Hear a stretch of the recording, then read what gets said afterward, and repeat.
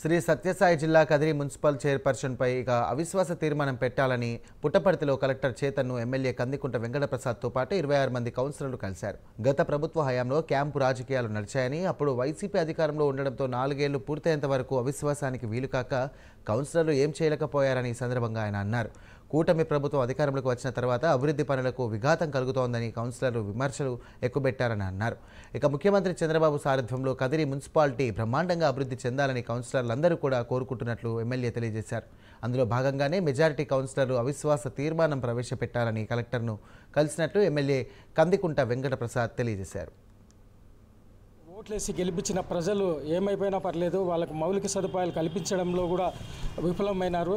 పూర్తిగా గడిచిన ఒక సంవత్సరం ముందు ఒక మంచి ప్రభుత్వం వచ్చిన తర్వాత, ఒక మంచి ఎమ్మెల్యే గారు మనకి అన్ని విధాలా సహకరించే ఒక పెద్ద ఆయన వచ్చిన తర్వాత కూడా వారితో కలిసి పనిచేయడానికి కూడా వీళ్ళకి చాలా ఇబ్బందికరమైన పరిస్థితి.